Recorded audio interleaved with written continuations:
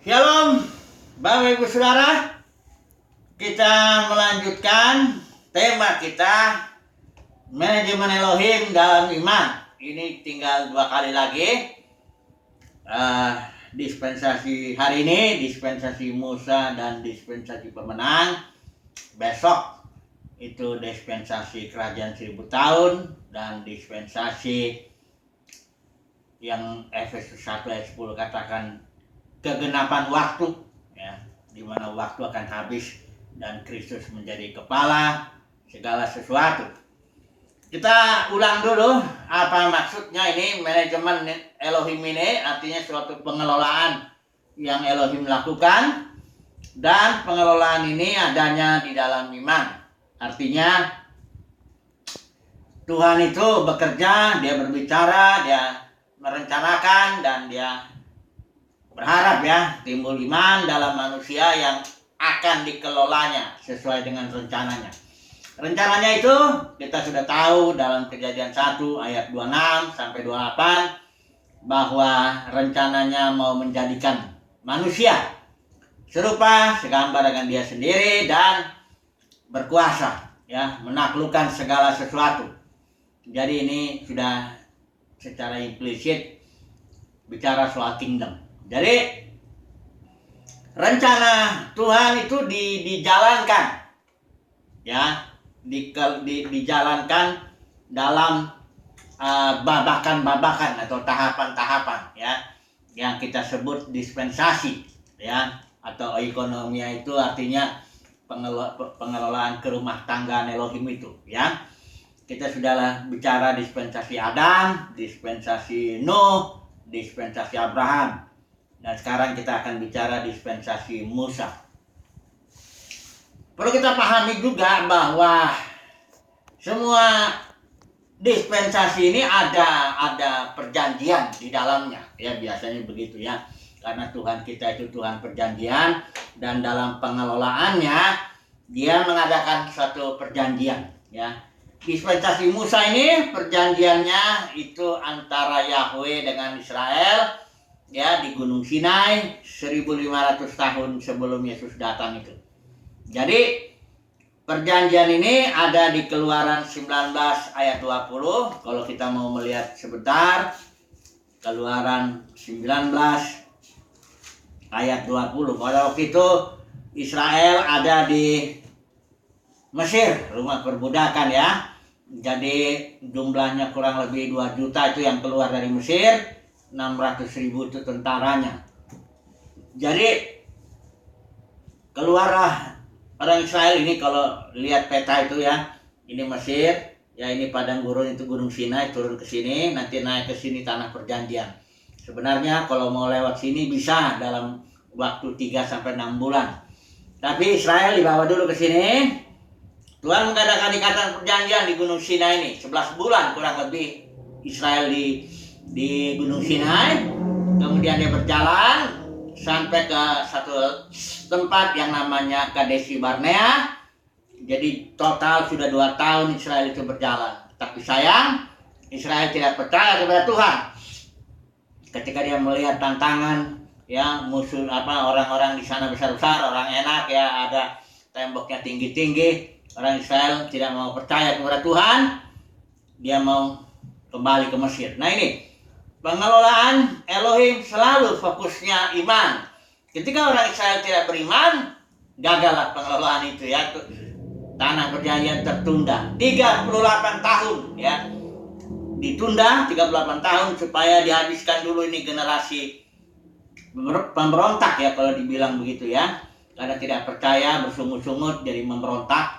Itu 38 tahun dulu mati di padang gurun. Itu sebenarnya enggak kembali ke Mesir. Hanya dari Kadesh Barnea pergi ke arah padang gurun, berputar-putar di situ 38 tahun sampai mati.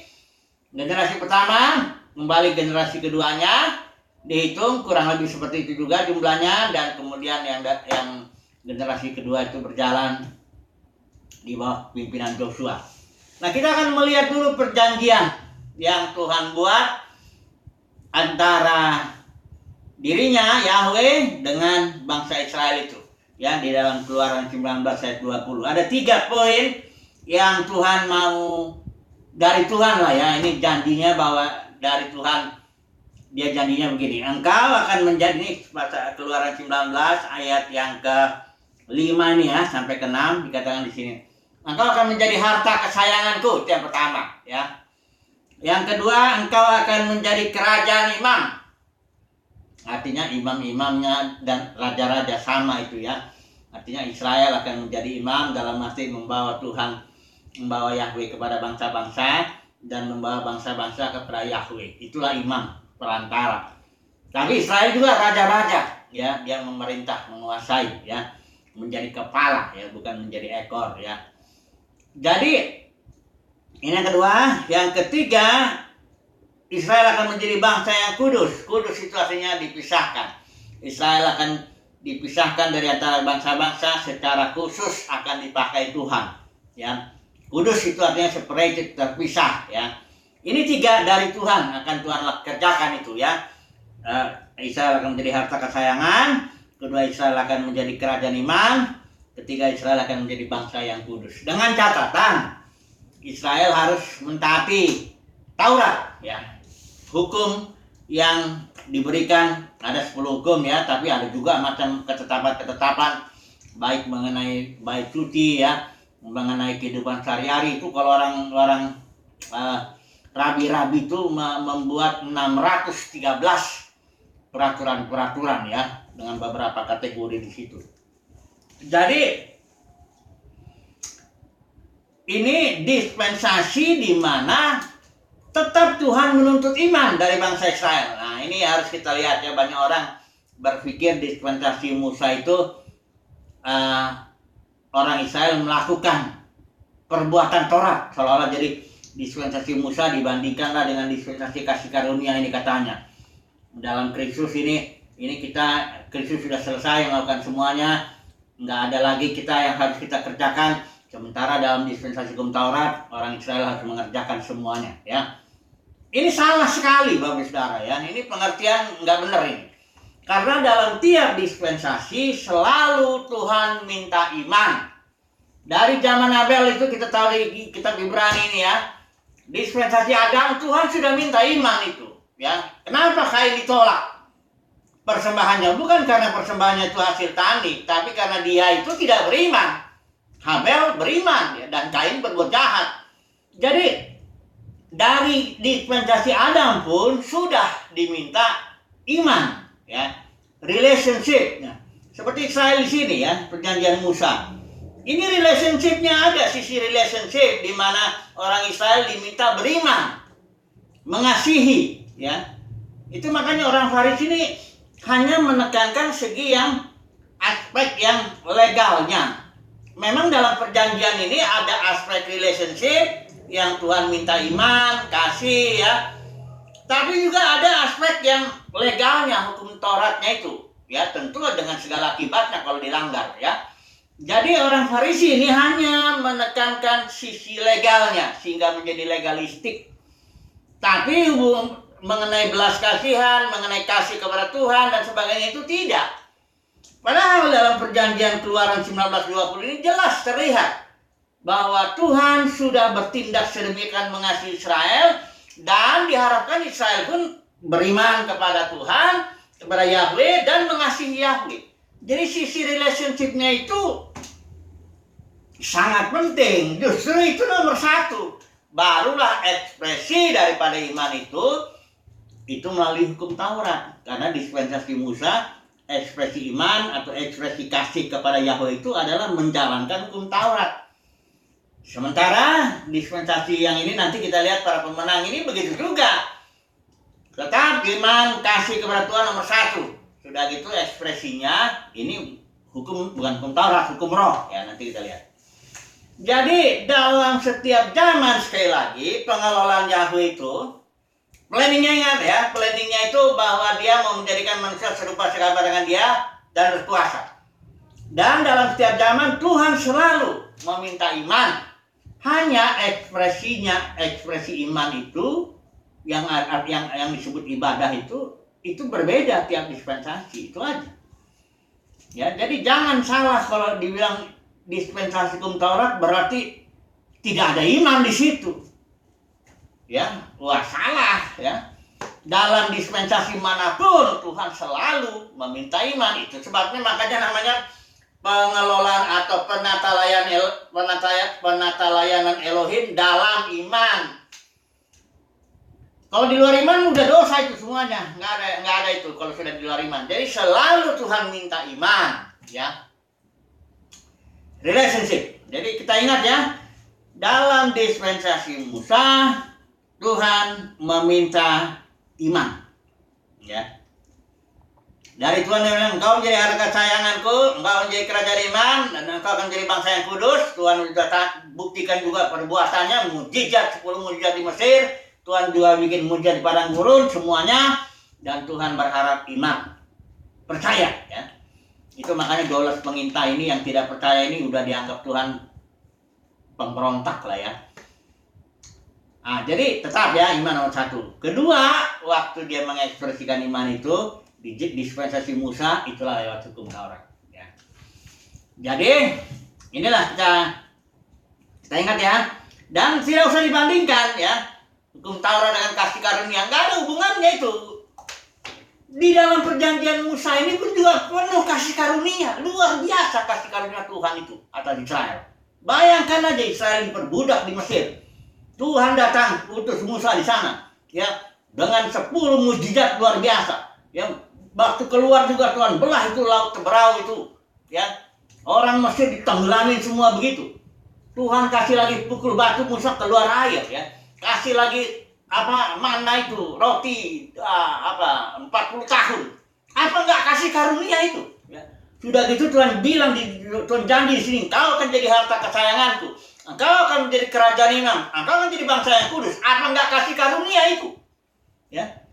Luar biasa. Bahkan kalau dibanding-bandingkan ini sama kasih karunianya di dalam dispensasi Musa maupun di dalam dispensasi para pemenang. Maka saya nggak menyebut dispensasi kasih karunia soalnya kalau dibilang ini dispensasi Taurat ini kasih karunia, seolah-olah di sini di dalam dispensasi Taurat nggak ada kasih karunia. Salah.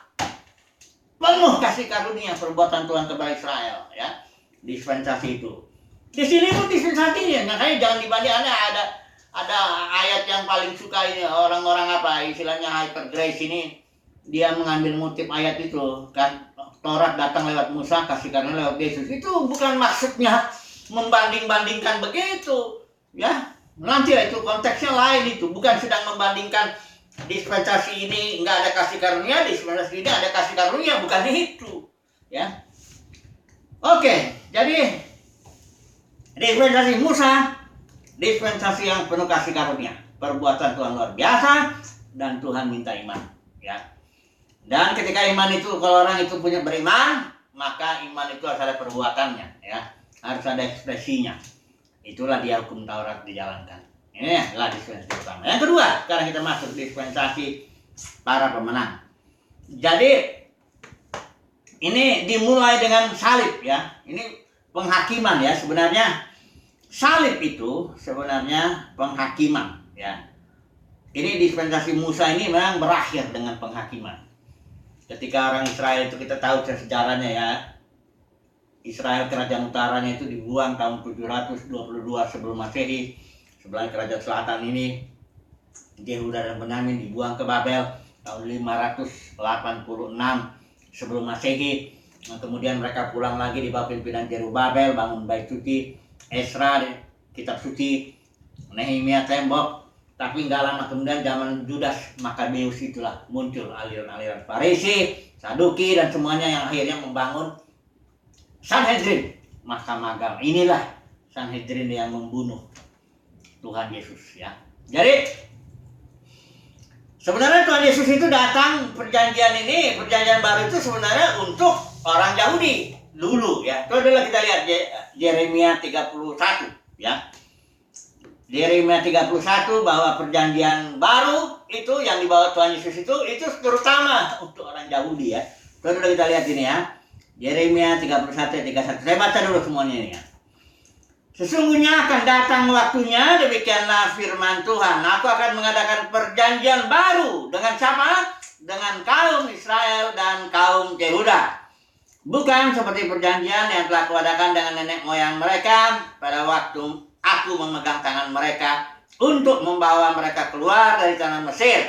Perjanjianku itu telah mereka ingkari, meskipun aku menjadi Tuhan yang berkuasa atas mereka. Demikianlah firman Tuhan.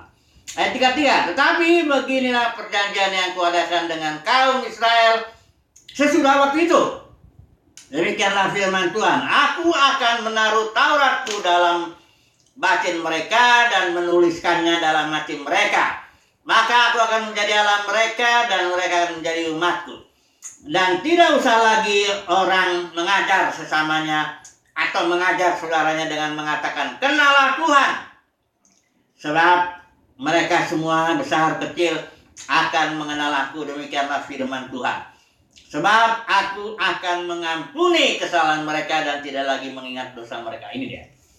Karena perjanjian yang pertama itu Israel sudah gagal. Memberontak, ya. Sudah dibuang dia ke Babel, buang ke Asyur. Maka Tuhan bikin lagi satu perjanjian baru menggantikan yang lama ini. Itulah kasih karunia Tuhan kepada Israel itu. Sudah gagalnya, masih juga nggak dibuang itu bangsa itu, ya. Tetap Tuhan bikin yang baru. Apa isi yang baru dibanding yang lama ini? Yang baru ini pertama, hukum Taurat yang perjanjian lama itu di dua loh batu. Sekarang hukum Tauratnya Tuhan bikin masuk ke dalam batin orang Israel. Yang kedua, supaya mereka ini akan mengenal Tuhan. Kalau Israel itu mengenal Tuhan, kalau perjanjian itu yang Tuhan di atas gunung Sinai, Israel di bawah, pengenalan jarak jauh, ya. Tapi sekarang mengenalnya dekat, ya, di dalam batin. Kemudian diampuni dosanya. Di Israel itu di zaman hukum Taurat hanya simbol-simbol saja. Binatang itu dikorbankan, darahnya menghapus dosa, itu simbol, ya, karena tidak mungkin darah binatang menghapus dosa. Tapi di sini darahnya, pengampunan itu terjadi, ya, real darah Yesus itu.